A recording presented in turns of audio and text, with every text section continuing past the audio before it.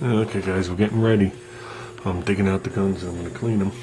As you can tell, real quick, mini bike is gone, heater is gone, the container for the whatchamacallit, that tote I had is gone, the welder is gone,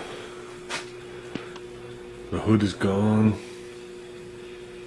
I think that's about it. This is still here, so I'm going to blow this off for Junior so he can start using his tools in it now. And that's about it. All we have here is the little toolbox, my garbage pail, my workbench, the jack, the car, and the engine. Still raining. That's what we talked about. The engine's going to sit here until it stops raining. Dug out the old guns. My DeVilbises, the JG 502, JGA 502, and the MGB 501. I actually like this gun better, even though this is the preferred gun. I could probably do a lot of work with this gun. I got the tips marked on the wall, what they are. This regulator is a piece of crap. It's a Harbor Freighter. This is good. I really don't regulate with it, but this doesn't flow. We tested all this a while back. So even wide open, it doesn't flow like it should, like this one. It causes a restriction, then a second restriction. I keep that there just to keep it closed off. Have everything taped off. Grab some of my cups. Got my small cup, my big cup, my agitator cup. I want to make sure everything's good. And I got my air hose here. And let's go through these. See if they still spray, even though we're going to take them apart and clean them.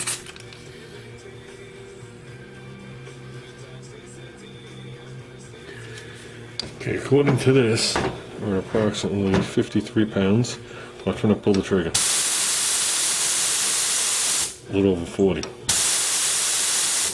Okay, so the working pressure is 40. This one here, same thing, a little over 50, so the gauges read the same. That's hard for you guys to see it. Watch the pressure, and this is wide, this thing is wide open. Ready? Down below 20. And I could tell you, it isn't that the first gun has less of a drop to it, meaning the orifices are smaller. The air coming out of the first gun, you could feel is almost twice as much as the air coming out of the second gun. So the restriction is down in here, in this cheap Harbor Freight shit for health. So we're gonna spray some lacquer thinner through these, give them a wipe down.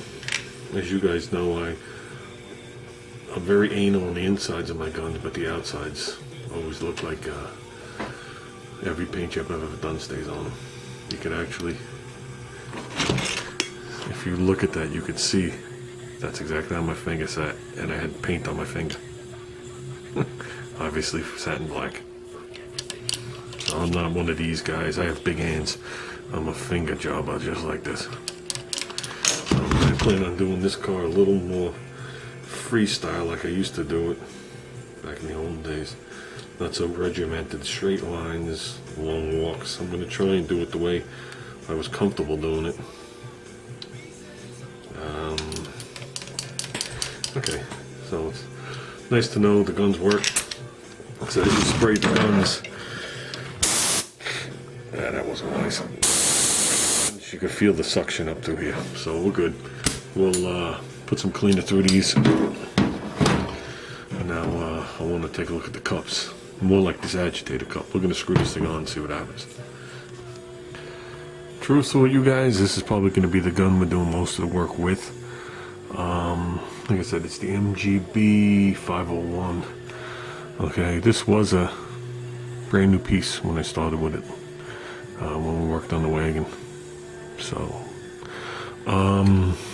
tip's a little big for the base coat, but we have tips. All these tips interchange. Basically what I have now is, like I said, we're gonna fire up some metallics through here, which we might. I got the agitator cup. I need a place to put you guys down. Okay, so basically you have a control here. If you listen to it.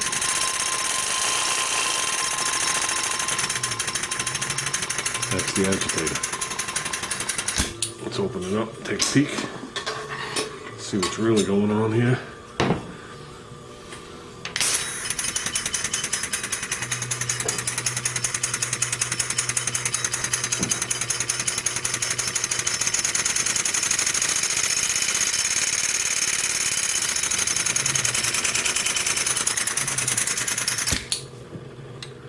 I mean, it's pretty obvious what it is. Okay, it's going to go up and down in the paint, so the paint's going to get forced through the holes and around the sides, and it's constantly going to suck the paint off the bottom and twirl all around. So if you're running any metallics or metal flake like we did, it'll keep it suspended. So while you're painting, you don't get light and dark metallic areas. This was a brand new cup. It was another brand new piece I had bought, new old stock, when we did the metal flake on the roof. There's a chance. Now this cup is a Binks. That was the only person I could find making them, or made one. I'm sure other people made one, but you know, 30-year-old technology here. There's a chance there might be some metallic involved in this car. Not metal flake, metallic. And if that's the case, we're going to run this cup. This is a nice cup. It takes a lot to get stuff to come out of the vent of this cup. So it's definitely in good working order. You never know. You know, I don't know actually what's in there, what kind of piston's in there, if it dries out or whatever it is. So, but like I said, this is probably going to be, I'm going to cut the spotless. This is what we're going to be running. I might actually run this gun. Well, actually, I'm going to show you exactly what gun we're going to run. Hold on. This is the gun we're going to be priming with. This is identical to that gun, even though it says Craftsman on it, except it has a different tip on it, which is interchangeable. The needle and seat, everything is the same, just the actual airhead is different. It's the same exact gun. This is another brand new gun. Some people don't like to run primer through the guns they're going to spray with. They claim the primer can come out in chunks, all sorts of happy crap. All I know is when you gotta, I don't believe in, let me reword that, I don't believe in putting primer on textured like stucco because you decided to buy a $10 gun. I think that just, I just think if you're a novice, it just makes it that much harder to get a good paint job. And if anybody's ever block sanded some of this high build, if you put it on with a texture, the first thing you're wasting your time sanding off is the texture. So half of the stuff lines on the floor before it even gets rid of the texture. Forget about actually blocking it smooth. So you're actually wasting your material. So that's where my debate always came in. Professional shop can't use these guns anymore. Okay, for emissions reasons, we know that. They put more into the atmosphere than a HV LP gun. But if you're going to turn around and buy a $20 gun to prime with, you're dumping the stuff onto the floor, into the trash, and into the landfills anyway. More than I'm going to put into the atmosphere, I'll guarantee you. Doing that. I can't say the same when you're going to spray clear. But on the other hand, when you shoot out of these guns, they lay this material down like glass. So I experimented with the other guns. You guys know that, the cheaper gun, just for the primer surface, and it was a nightmare. It was a nightmare. You know what I mean? By the time you break through all that orange peel, you're already putting whoops into the panel. And like I said, any novice, amateur, even a professional, I don't need the odds stacked against them. Stacked against me. I need them stacked with me. So that's when I switched back over to these guns, as you guys remember. And I don't know, I like the way these guns lay the paint out. Everything I've ever shot out of it laid out like glass. Whether the material is going to shrink back later, you know, that's not the gun's fault. But if you shoot something and it has an orange peel to it and it shrinks back, it doesn't get any better, it just gets worse.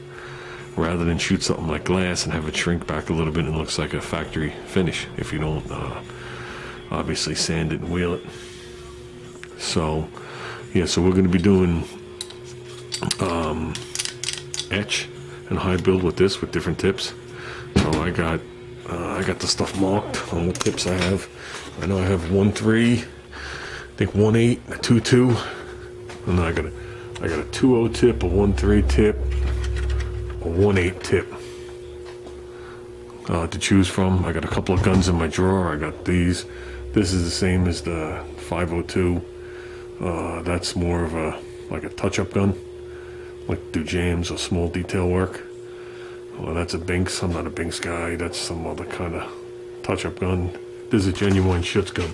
We were talking about this at the swap meet. There's a $10 Schutz gun, and then there's a genuine Schutz gun. Genuine Schutz gun, made in Germany. It has the 3M logo on it. And I know these things are like 80 bucks, 90 bucks, 100 bucks just for the gun. So, not that the other ones don't work as good, I'm just letting you know where it originated from. And I can't find the hole to get it back. So yeah, those are the guns we're going to be working with. And I'm going to go run and get some lacquer thinner. I got everything here but lacquer thinner. And I want to make sure these things are spraying. They're off the snuff. They should be. I cleaned it before I put them away. And as you can see, I seal up the holes, because I know the nightmares that spiders can cause. So, and that's it, guys. Okay, there's a 1.3, there's a 1.8, that's a 2.0 tip. The 2.0 tip, I've always held the fluid back in it, and that thing sprays absolutely awesome. So, just figured I'll let you know. I haven't written down, I looked it up. Okay, guys, hoping to lay some shit down tomorrow. It's raining out there today, and I'm painting the rain if I could avoid it. The humidity is definitely going to drop down during the week too. The humidity just makes the texture. So plus I want to have this door open and my fan going, so I don't want to suck rain in. So it's all damp, it ain't raining right now. But I will be out here in a little while on another video, starting to get the car ready so we can come in here and just shoot some stuff. So that's about it, guys. Well, take care. So it's going to be a paint job on a 70s car with 70s equipment, also 80s equipment, into the 90s too. Okay, it's just not going to be a 70s color the way it's looking. Okie doke, guys. I'm out of here.